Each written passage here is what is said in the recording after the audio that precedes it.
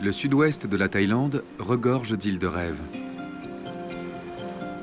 Certaines, comme Phuket, ont été totalement dédiées au tourisme de masse. Mais dans le golfe de la mer d'Andaman, on trouve encore de véritables paradis qui ont échappé au béton et aux promoteurs, et qui vivent d'un tourisme plus respectueux. Comme Leonardo DiCaprio dans le film La plage, nous partons à la recherche de la perle rare.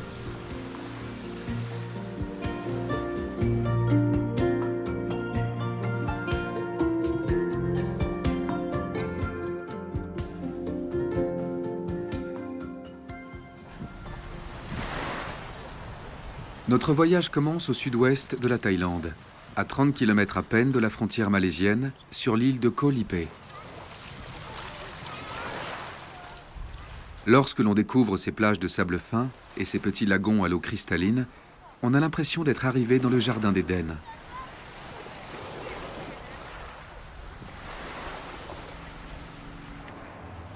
Cette petite île de 2 km² compte 700 habitants. Mais l'hiver, avec l'arrivée des touristes, la population atteint plus de 3000 visiteurs.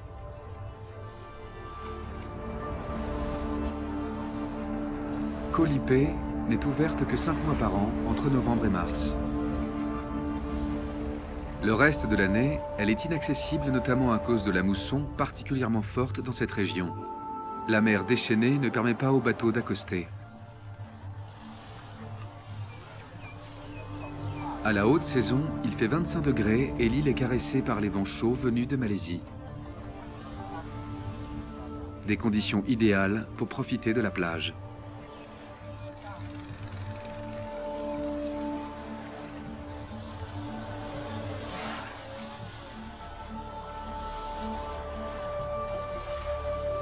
Koh Lipe est situé à 60 km au large des côtes thaïlandaises.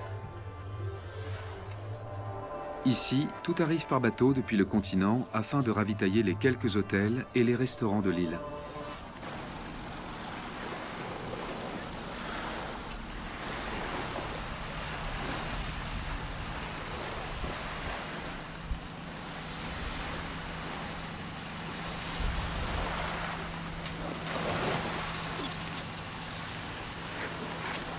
La côte nord abrite les plus belles plages.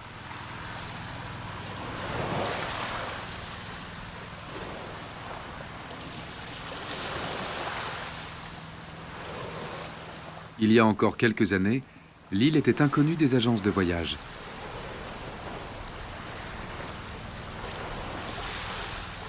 Seuls quelques aventuriers osaient s'embarquer si loin en mer. Et les insulaires, les Chaolais, profitaient tranquillement de leur petit paradis. Aujourd'hui, ils sont en minorité. Ils continuent de perpétuer leur tradition. Un exemple dans l'école de Koh Lipe, où les élèves répètent une chorégraphie pour les danses de la fête de Loy Roa, la fête des ancêtres, qui a lieu en mai et en octobre.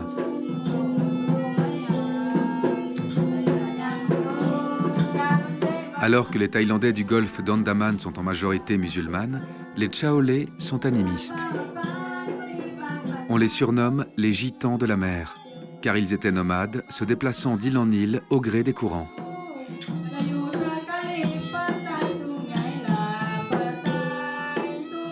Partis d'Indonésie il y a plus de 3 siècles, ils ont fini par se sédentariser dans ces bouts de terre alors quasi vierges de tout habitant.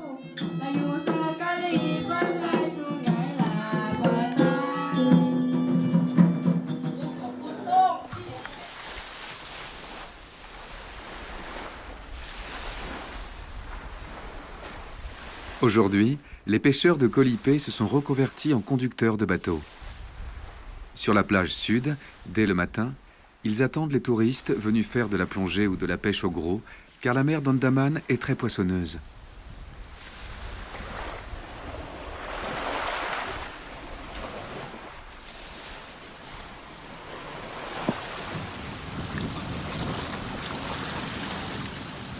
Nous avons rendez-vous avec l'un des meilleurs pêcheurs de l'île.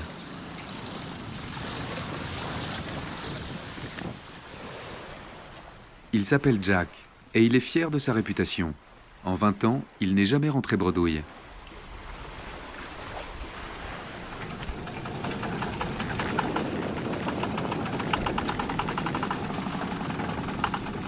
À bord de son Longtail, une simple pirogue équipée d'un moteur de voiture, une embarcation typique de la région, Jack nous emmène dans le célèbre parc national de Tarutao, un des derniers paradis encore intacts de Thaïlande.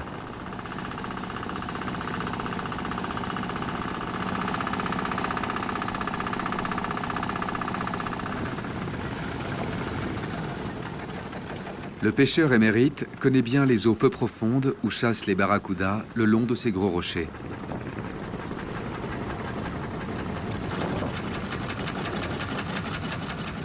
Il équipe la ligne avec un leurre en plastique bardé d'hameçons pour pêcher à la traîne.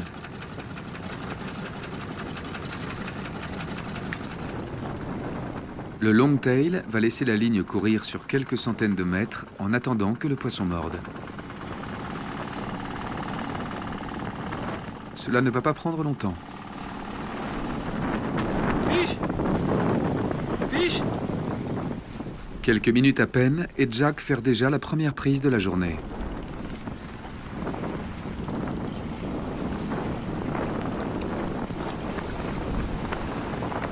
Mais avant de crier victoire, il faut fatiguer le poisson jusqu'à ce qu'il se laisse glisser le long de la pirogue.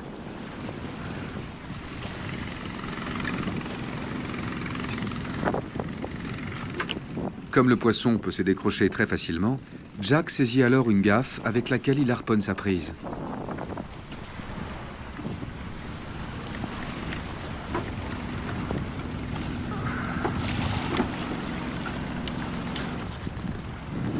Oh!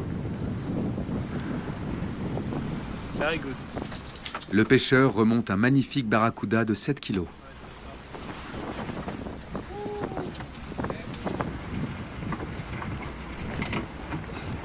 Il n'a pas failli à sa réputation.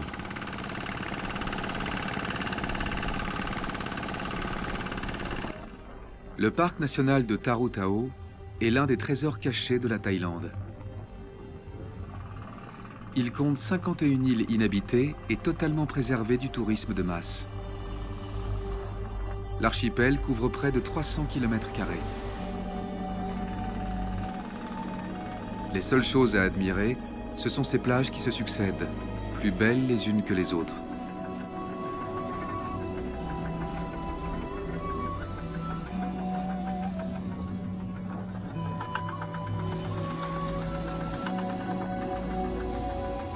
Jack nous emmène sur sa préférée, cette bande de sable blanc qui borde une eau translucide.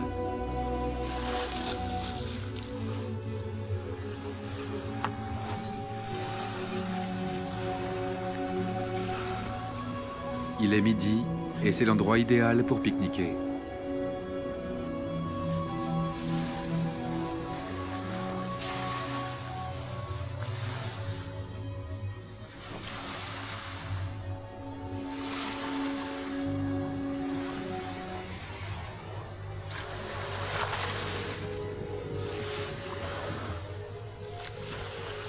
L'impression d'être seul au monde ne dure malheureusement pas longtemps, car déjà un autre bateau accoste sur la plage.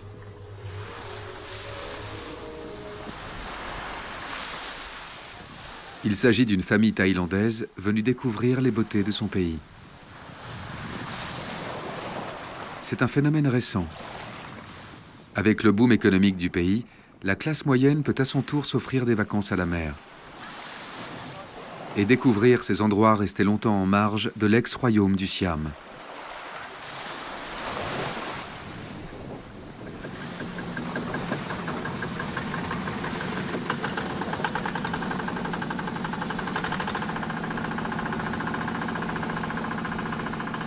Pour retrouver un peu de tranquillité, il suffit de naviguer quelques minutes. Dans le parc de Tarutao, les plages désertes ne manquent pas.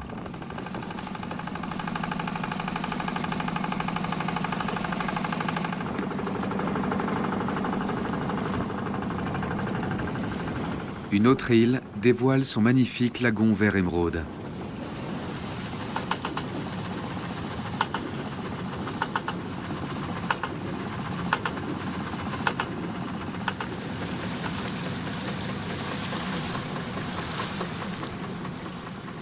Avec ses énormes rochers, cette petite plage perdue fait penser aux Seychelles.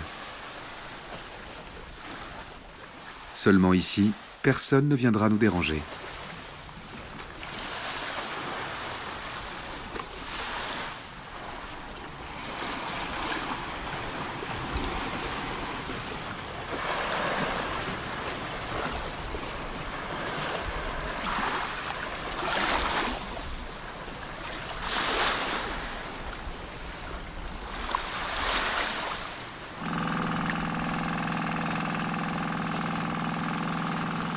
Avant de rentrer à Koh Lipe, Jack veut attraper un dernier poisson.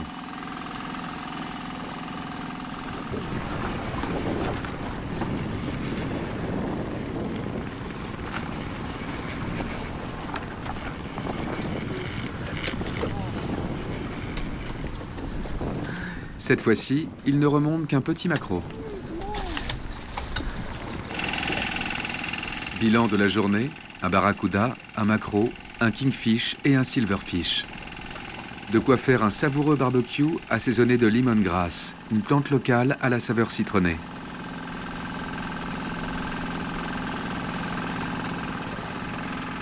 Nous quittons Koh Lipe et le parc de Tarutao pour l'archipel de Koh Ngai, à une centaine de kilomètres plus au nord.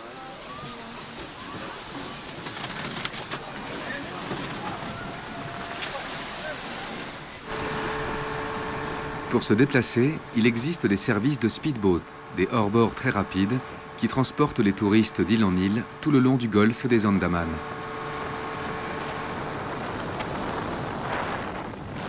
Deux heures plus tard, nous arrivons à Koh Mook, un petit joyau encore peu fréquenté.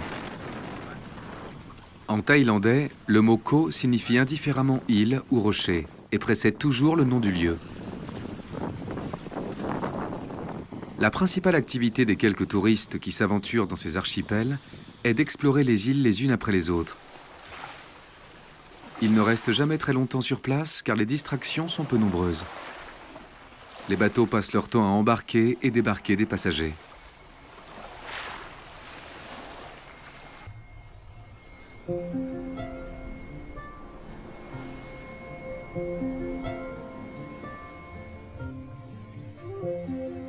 Koh Mook ne compte qu'une seule plage et elle est magnifique.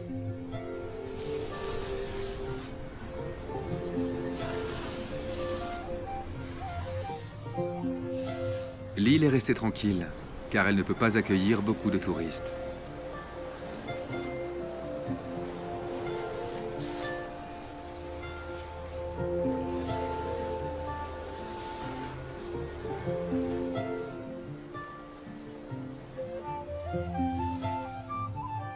Ici, on a l'impression d'être au bout du monde.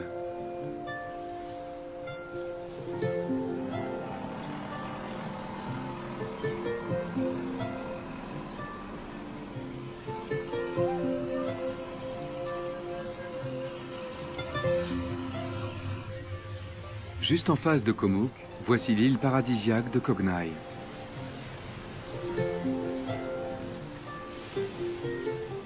Sa plage est célèbre pour la vue somptueuse qu'elle offre sur ces immenses rochers de granit, véritable emblème de l'archipel.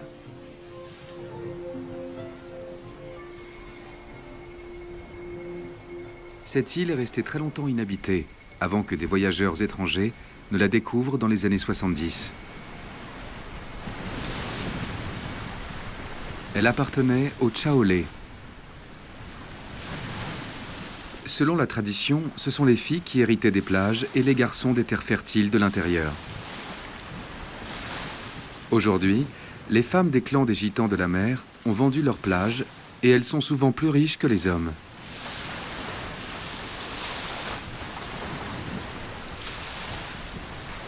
De nombreuses îles du golfe d'Andaman n'ont jamais vraiment été peuplées. Et aujourd'hui, sur ces plages, ce sont plutôt les touristes et les expatriés qui font figure d'autochtones.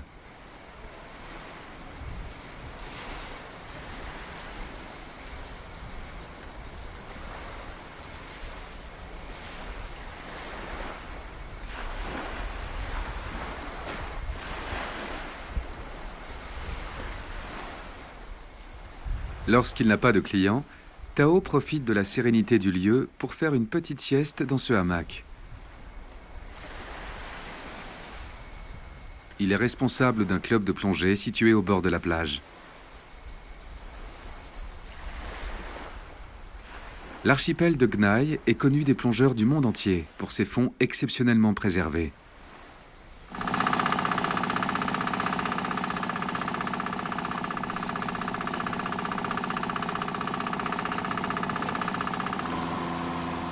La journée commence par la visite d'un endroit spectaculaire et unique au monde, la grotte des pirates de Komook.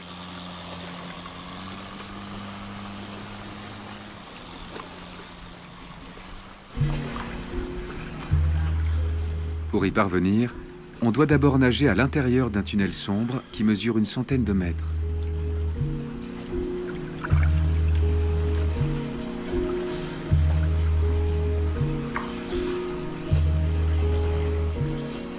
Il faut garder son souffle et ne pas avoir peur du noir. Mais la récompense est à la hauteur de l'effort. Le tunnel débouche sur un petit lagon à l'eau translucide.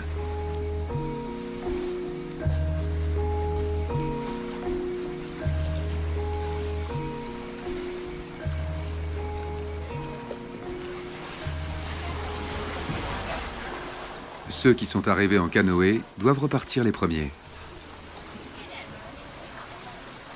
En effet, la marée remonte très rapidement et il arrive que des visiteurs restent piégés.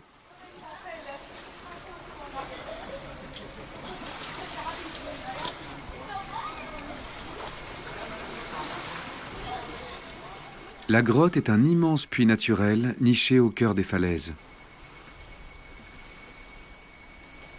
La légende raconte qu'il était utilisé par les pirates qui écumaient la mer d'Andaman et qu'ils venaient ici pour y cacher leur butin. Aujourd'hui, certaines de ces îles abritent toujours des contrebandiers et des trafiquants en tout genre.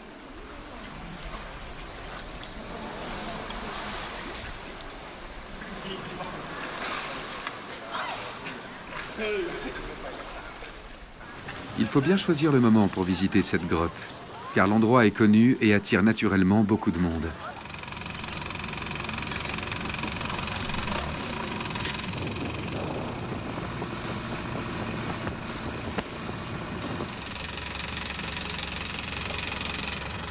Après 2 heures de bateau, nous arrivons à Koh Rock et son extraordinaire lagon turquoise.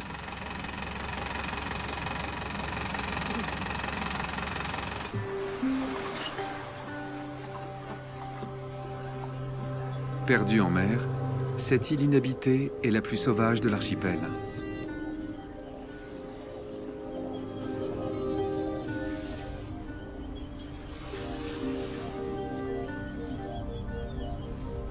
Ici, c'est le paradis des campeurs qui doivent cohabiter avec d'autres occupants qui sont là depuis beaucoup plus longtemps, les Varans.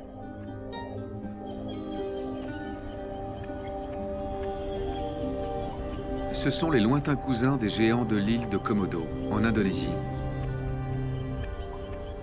Ils peuvent néanmoins mesurer jusqu'à 2 mètres de long et leur morsure entraîne une infection mortelle.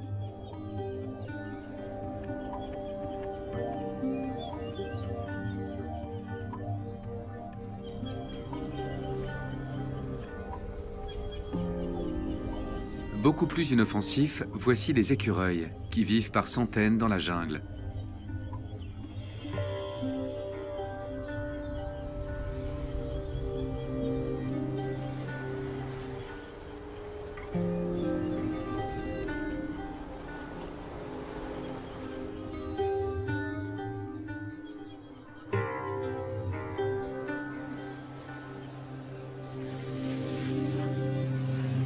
Si l'on vient à Koh Rock, ce n'est pas seulement pour profiter de cette plage de rêve, c'est avant tout pour plonger.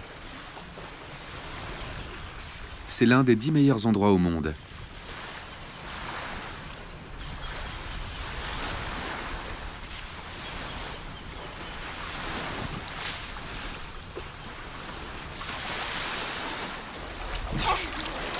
Nous embarquons avec Tao et sa femme pour explorer les fonds marins.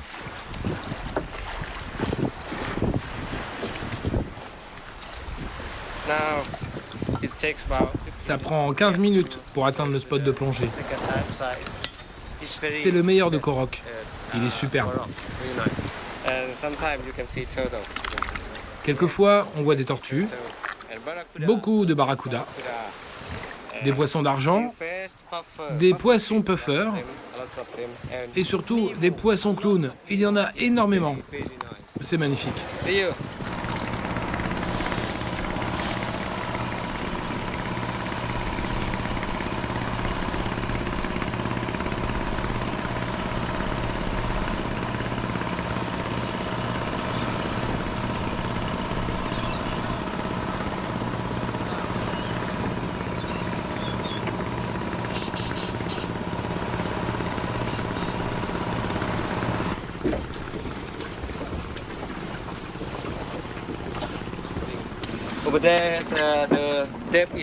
Là-bas, il y a 3 à 5 mètres de profondeur. Et là, ça descend à 20 mètres.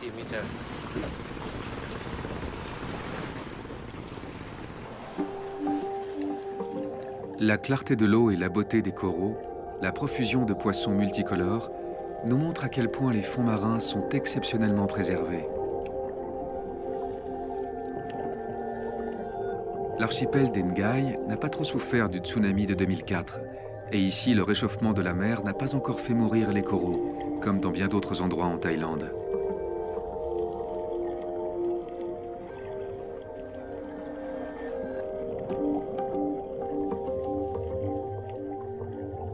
Les poissons clowns sont bien au rendez-vous. Ils vivent à l'abri d'une anémone de mer dont les tentacules empoisonnés tiennent les prédateurs à distance.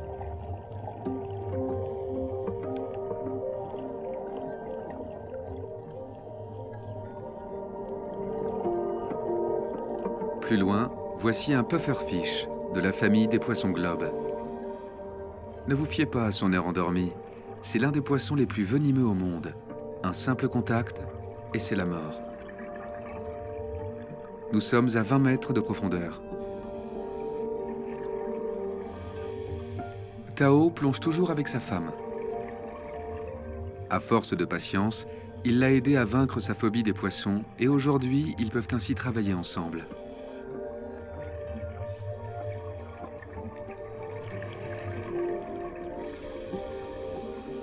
Sous ce rocher se cache une langouste. Il est interdit de les pêcher, elles ne sont là que pour le plaisir des yeux.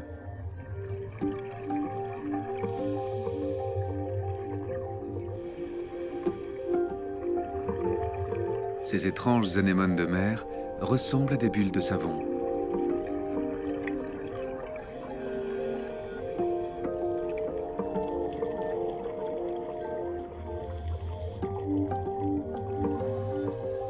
Plus loin, une murène garde l'entrée de sa cachette.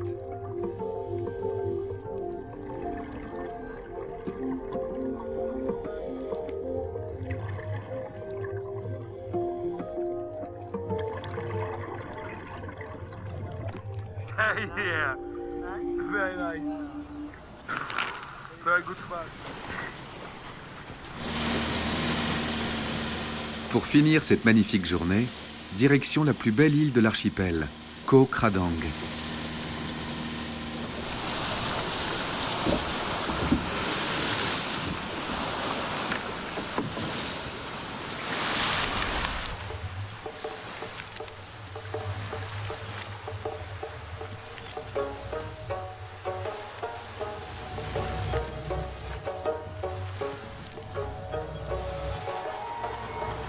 Ici, il n'y a qu'un hôtel, et il vaut mieux réserver des mois à l'avance.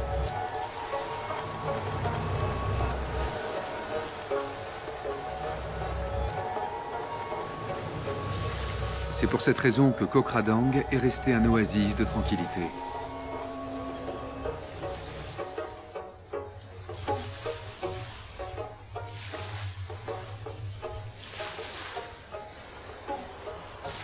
L'endroit recèle des plages magnifiques et quasiment désertes.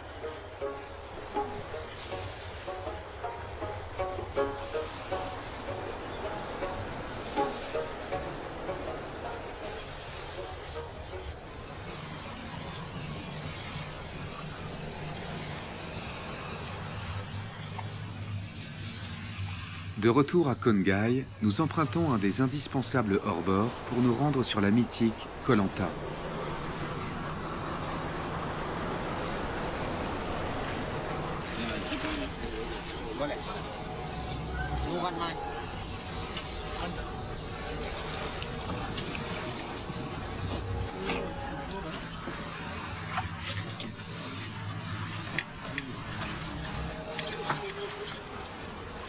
Après la vérification des billets, c'est parti pour 30 minutes à pleine vitesse.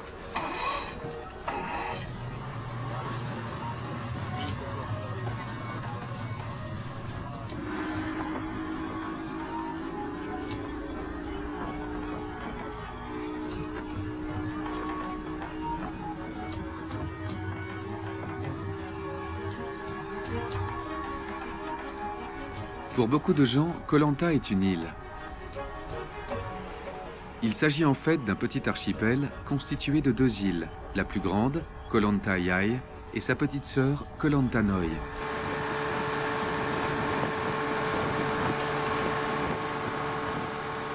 Elles sont séparées par un étroit chenal qui passe entre les mangroves, des forêts à moitié immergées qui abritent un écosystème particulièrement préservé, dont les macaques.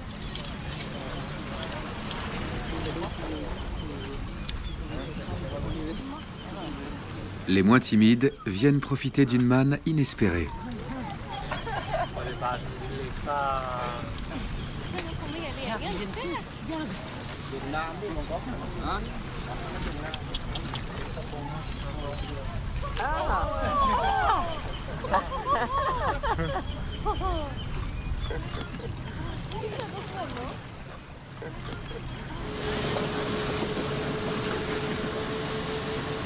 Avec ses 30 km de long, Koh Lanta Yai est la 3e plus grande île de Thaïlande.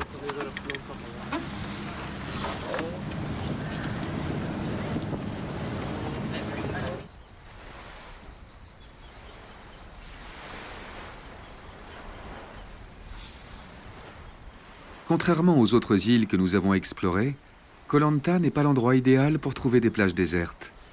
Mais il existe une petite île isolée dans la baie de Koh Lanta Noi. Bubu Island, un petit paradis secret loin des circuits touristiques.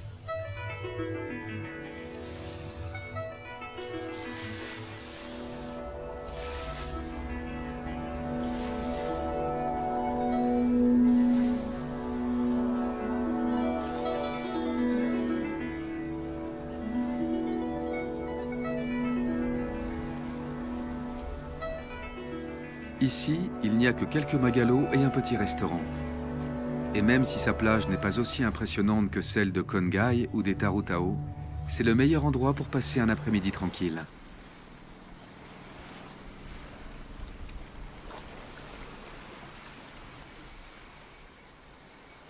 Koh Lanta est réputé pour ses orchidées.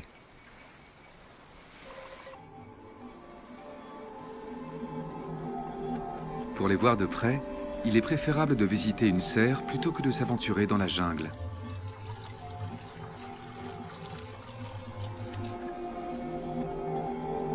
En Thaïlande, il existe 1 millier d'espèces différentes, toutes plus belles les unes que les autres.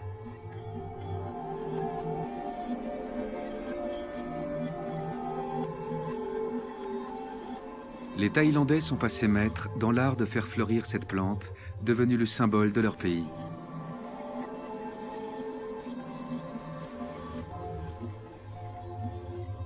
Leurs fleurs s'exportent dans le monde entier, et certaines orchidées très rares valent plusieurs centaines d'euros.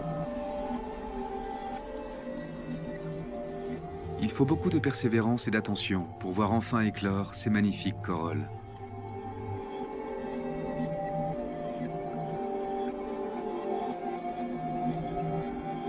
Mais les orchidées ne seraient rien sans les papillons.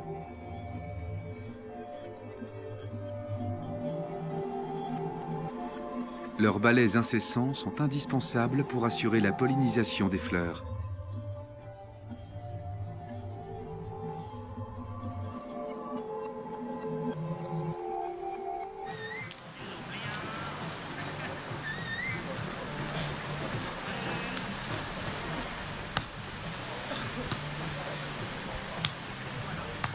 Il y a beaucoup de façons de passer un agréable séjour à Koh Lanta. En prenant des cours de cuisine thaïlandaise, par exemple. C'est devenu très à la mode. Juni Kovacs est danoise.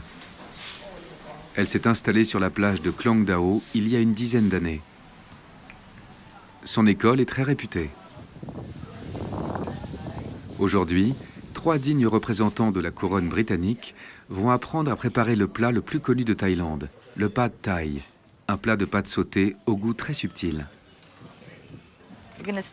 On commence par l'œuf. Voyons si vous y arrivez.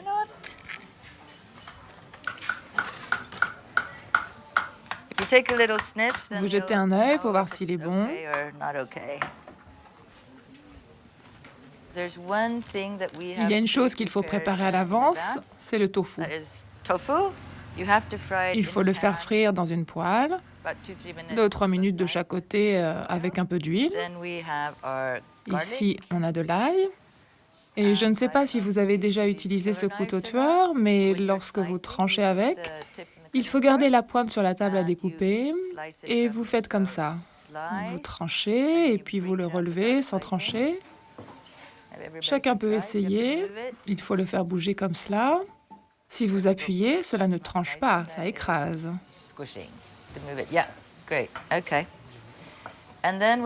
Maintenant, on va couper. Relâchez un peu, ça va beaucoup plus vite de cette façon. Il y a encore une chose que l'on fait avec un couteau tueur, c'est tuer. Alors, quoi que vous décidiez de tuer, vous le posez à l'extérieur de la planche, pas au milieu, sinon ça va aller tuer autre chose. Prenez votre couteau de cette façon, car il est un peu lourd, et voilà.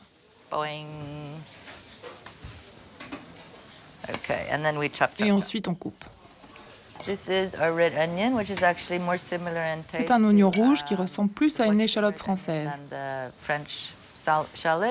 Il est déjà épluché, on le pose sur la table et on le tue.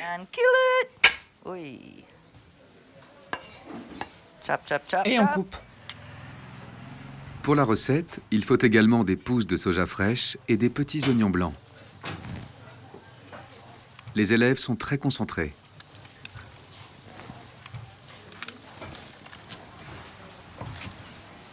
Et maintenant, au fourneau. Ce que vous allez faire, c'est mettre une cuillère d'huile sur les pâtes.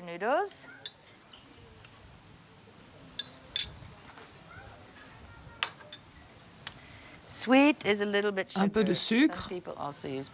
Les insulaires utilisent du sucre de palme. On a 2 sortes de sauces salées. La plus claire, c'est la sauce de poisson. On peut voir à travers. On en met une cuillère.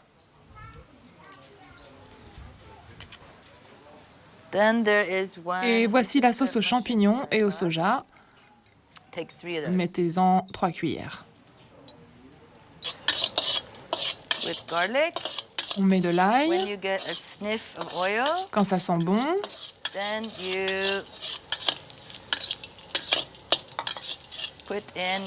on ajoute des pâtes. Et alors voilà comment on fait. On prend la spatule dans ce sens et on tourne comme cela.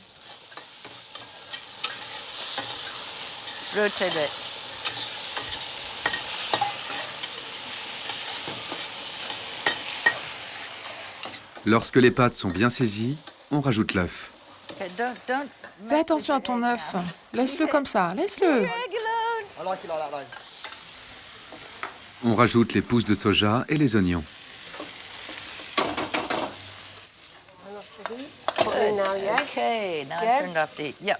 On mélange et on sert dans une feuille de bananier. Il est l'heure de passer à table. Et c'est bien meilleur quand on l'a cuisiné soi-même.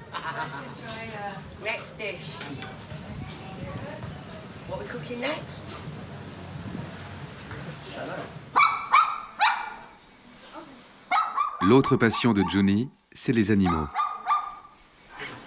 Avec les bénéfices de son école de cuisine, Elle a fait bâtir un refuge et un centre de soins vétérinaires, Lanta Animal Welfare. Suivez-moi. Ici, on soigne les animaux domestiques, mais aussi les chiens et les chats abandonnés, victimes d'accidents ou de morsures de serpents. Les vétérinaires et leurs assistants sont tous des bénévoles venus passer des vacances à Koh Lanta et qui ont croisé la route de Juni.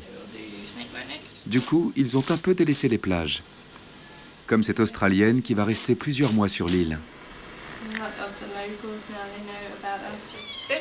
Voici un petit gars qui s'est fait rouler dessus par une moto il y a 4 jours, dans la soirée. Le propriétaire nous a appelés le lendemain matin pour qu'on vienne le prendre. Il n'a pas de mère, donc on doit lui donner du lait toutes les 4 heures. Il est si petit. Il avait un gros hématome ici. Il avait perdu beaucoup de sang. Et la première fois qu'il est venu, il tournait en rond, toujours vers la droite. On est très occupés toute la journée. On nous appelle même la nuit s'il y a une urgence. Un empoisonnement, un accident de la route. C'est du 24 heures sur 24, 7 jours sur 7. Alors on essaie de faire au mieux. Je dirais que 99% des bénévoles sont très impliqués. Ils sont très attentifs. Ils travaillent 6 jours par semaine, 6 heures par jour. C'est un travail difficile. Ce n'est pas les vacances. Mais c'est très gratifiant. Beaucoup de volontaires reviennent d'une année à l'autre.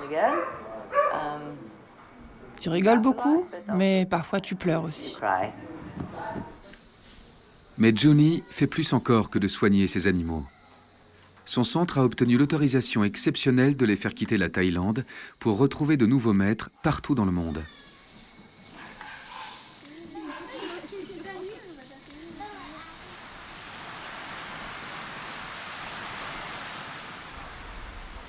À la pointe sud de Koh Lanta Yai, il existe encore des plages totalement préservées, car ici, il n'y a pas d'hôtel.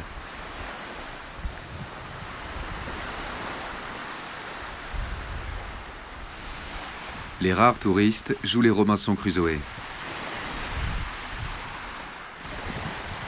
Ils se sont même construits une petite cabane sur la plage.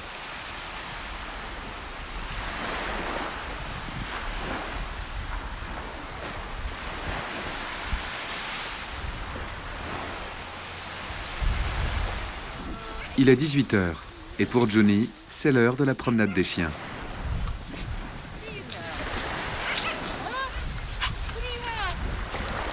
De plus en plus d'étrangers tentent de s'installer en Thaïlande, mais bien peu réussissent à ouvrir un commerce ou une activité professionnelle.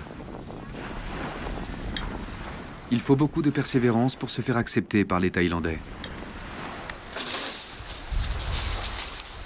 Comme beaucoup d'autres, Juni est venue habiter ici et avec son grand cœur et son courage, elle a merveilleusement réussi à conjuguer ses passions, la cuisine et les animaux.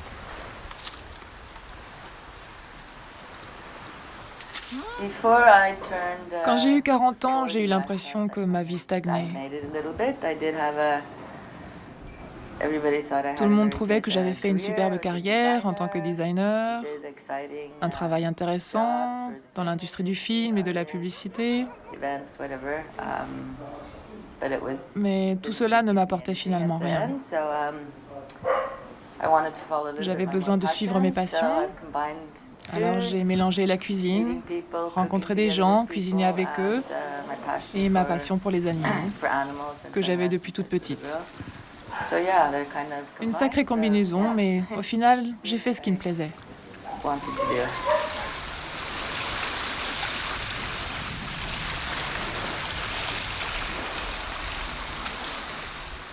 Nous quittons Koh Lanta pour une destination de légende, Koh Phi Phi.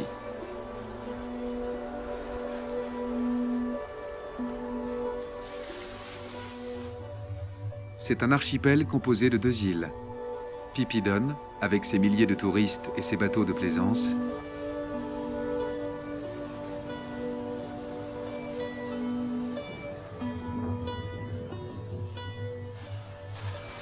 et Phi Phi Lay, la sauvage, et son décor idyllique.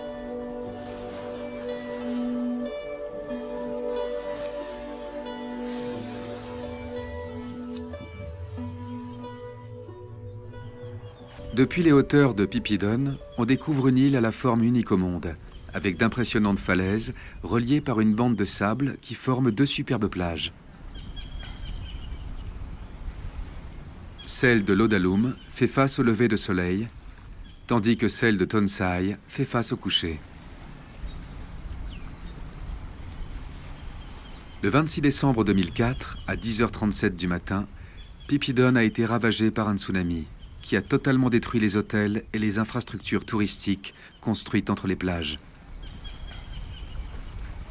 Mais dès l'année suivante, les Thaïlandais ont commencé la reconstruction et aujourd'hui, il y a encore plus de bâtiments qu'avant.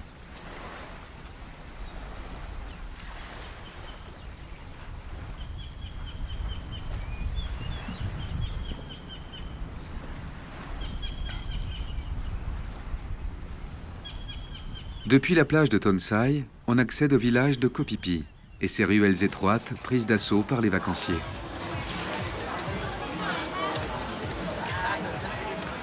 En haute saison, cette petite île accueille plus de 5000 touristes par jour. Principalement des jeunes venus du monde entier pour faire la fête.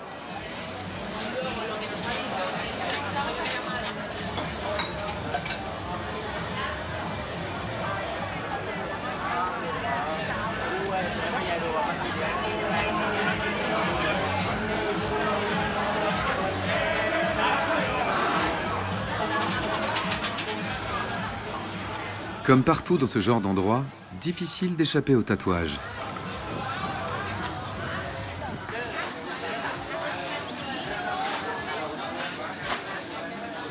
Ce touriste américain se fait graver sur l'épaule un superbe Thor, le dieu du tonnerre chez les Vikings.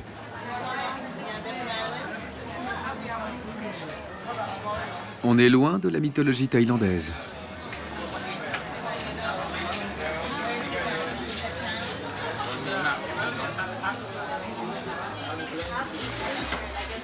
Et pourtant, ici, on fait aussi des tatouages traditionnels, les Sakyant.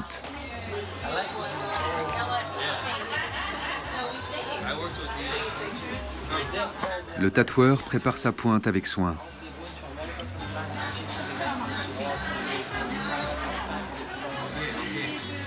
Il applique ensuite une crème à base de camphre pour désensibiliser la peau.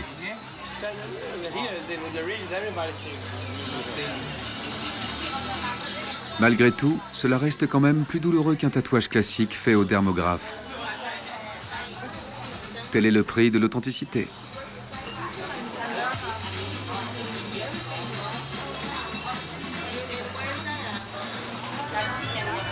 Le Sakyant représente généralement des prières dédiées au Bouddha. Les moines racontent que ces tatouages permettraient d'être protégés des blessures par balle.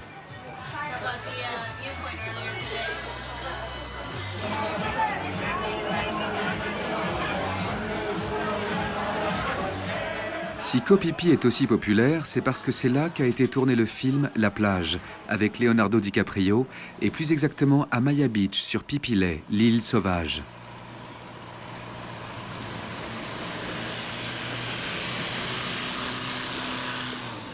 C'est sans doute l'une des plus belles plages du monde.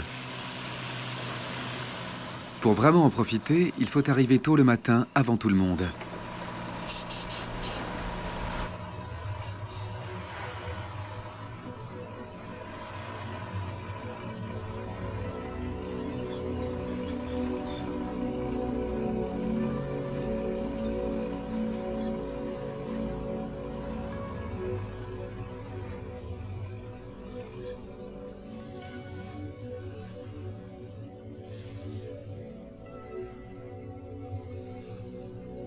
Enchâssée dans une baie naturelle, protégée par des falaises, Maya Beach est à la hauteur de sa réputation, mais également sa victime.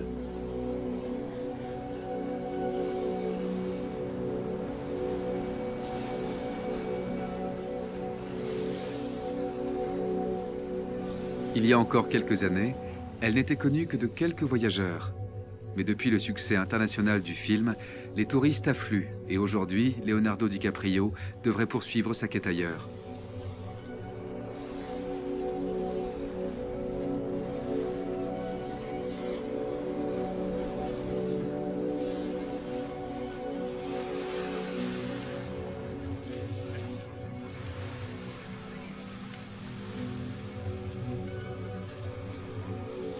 Adapté d'un roman d'Alex Garland, La plage raconte l'histoire d'un jeune Américain qui, en cherchant à échapper à la foule des vacanciers, se retrouve sur la plus belle plage du monde, habitée par une communauté hippie.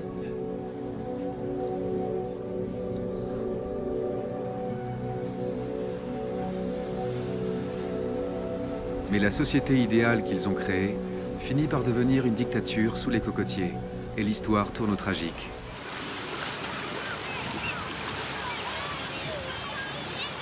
Cruel retournement pour ce banc de sable autrefois vierge et qui est aujourd'hui envahi par les touristes.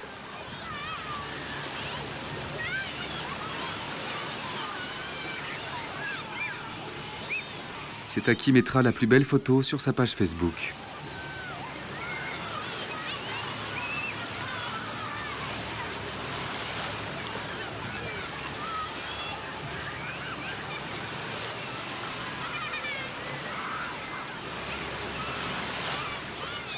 Alors, comme Richard, le héros du film, nous nous échappons le plus vite possible.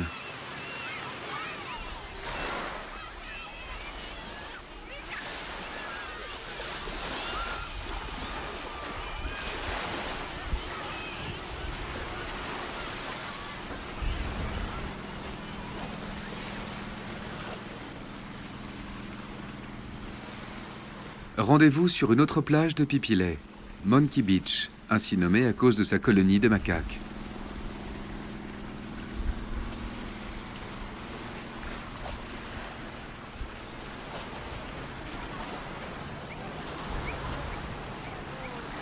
Ils offrent un spectacle qui fait la joie des visiteurs.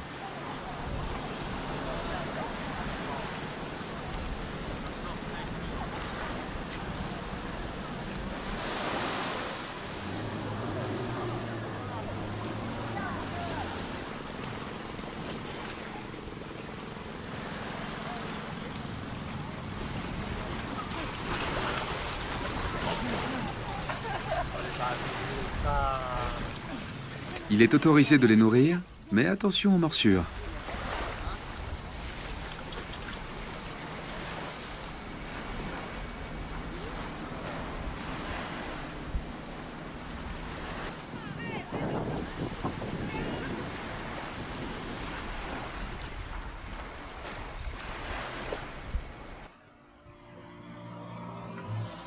Nous poussons plus loin l'exploration de Koh Phi Phi, à la recherche de secrets bien gardés.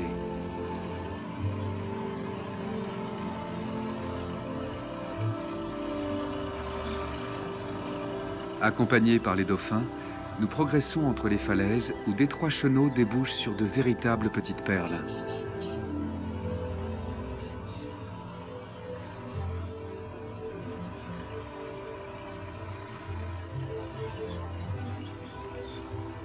C'est là que l'on pourra trouver enfin un Éden du bout du monde.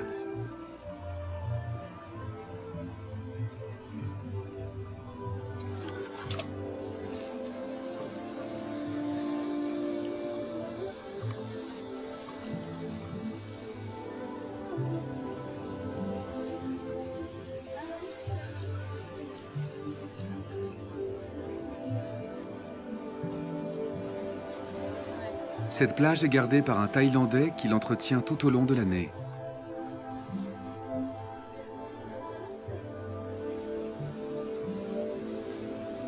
Sa grande originalité, c'est qu'elle ne peut accueillir qu'une seule pirogue à la fois. Alors, tant pis pour les autres.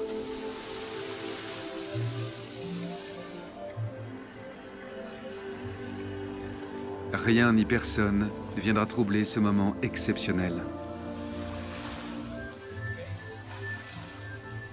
Même si elles ont perdu leur virginité, les îles du golfe d'Andaman surprennent toujours. Et elles laissent aux voyageurs le souvenir magique d'un séjour au paradis.